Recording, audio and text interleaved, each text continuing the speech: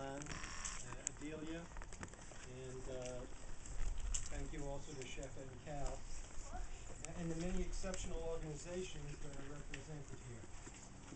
The Raoul Wallenberg Institute of Ethics, Cooperation Circle member, has been fortunate to have the opportunity to engage in peace building on a local, national, and international level. Allow me to speak briefly about our gifted and compassionate members of our circle who are working to foster a culture of peace through their commitment to community building, using the language and methodologies of nonviolence and reconciliation.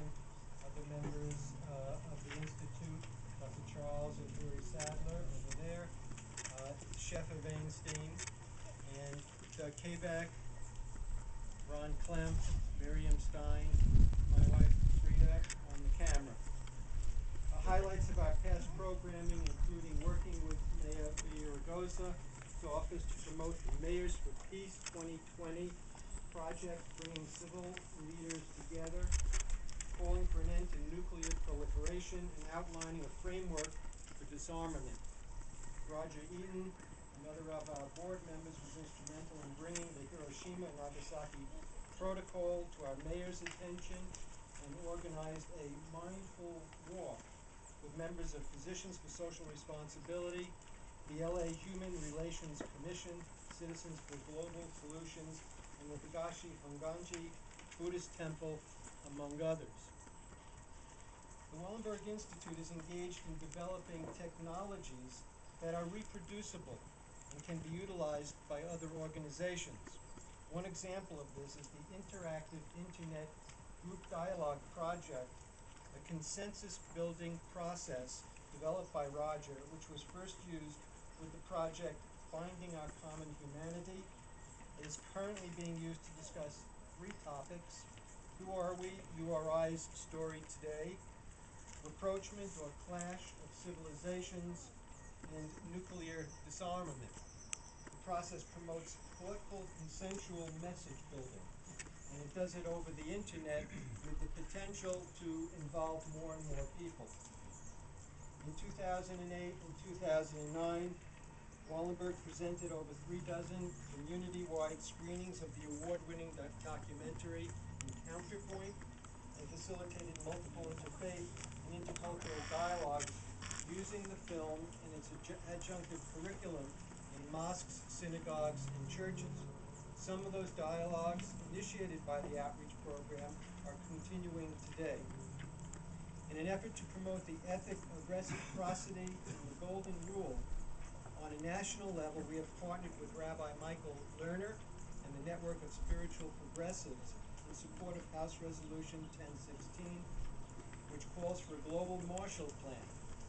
The bill in Congress was designed in concordance with UN's Millennium Development Goals, and it concretizes the core ideals of generosity, service, and sustainability. The plan was introduced in Congress by congressmen of the 3 Abrahamic religions, a truly interfaith effort. School Days is a character education program developed by another of our board members, Ron Klemp, and used in the LA school system, which addresses the ethical and spiritual challenges that our young people face today. Many face a growing sense of isolation and alienation and conflict, not only from the other, but often from their own fears in a changing and stressful world. The School Days curriculum is a cooperative venture which fosters empathy and compassion while boosting self-esteem, power, and a sense of belonging to community. Our most recent outreach program was at the Jack London High School, where educators and students invited the community to participate in a presentation featuring a technique adapted by another of our board members, Kaybeck, called Theater of the Oppressed, in which the audience takes part as spectators in vignettes exploring ethical dilemmas. In this interactive role-playing exercise, Doug will stop the program in moments of conflict and ask the audience to come up and participate and play different roles.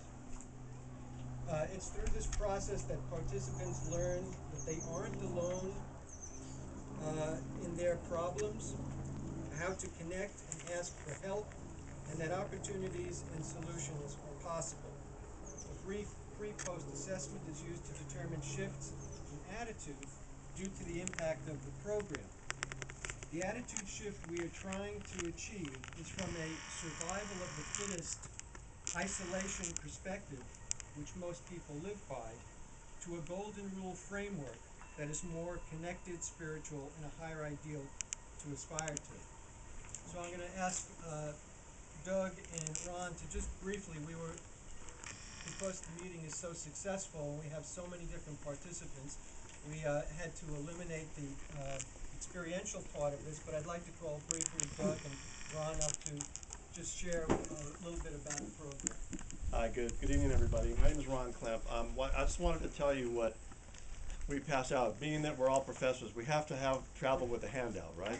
So you have a handout. What you have is an excerpt from the book, School Days, to give you an idea with some of the sensibility of the stories. Essentially, the process involves trying to induce a lot of conversation around some of the ethical issues that students face, particularly in our secondary schools. As my friend from Brooklyn says, we have a lot of concerns about the Ute of America. So the idea here is to bring some of these to the surface through the process and then extend it into the theater of the oppressed methodology that Doug will just give you a quick snippet about.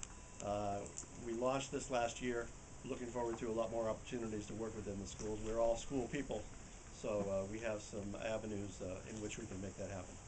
So let me bring up my colleague Doug, and he'll sum up. I'll just add that Augusto Boal from Rio de Janeiro, Brazil, was a great light, a great community worker and writer, teacher. Many of you know about Theater of the Oppressed. If you don't, you certainly should Google it. It's really liberatory theater, not oppressive theater. And it works tremendously well as a technique to use with young people. We've used this with seniors in prisons and a whole variety of contexts.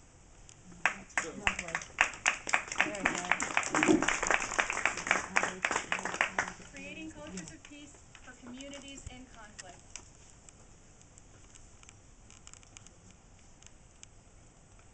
Next, Sandy Hart will speak to us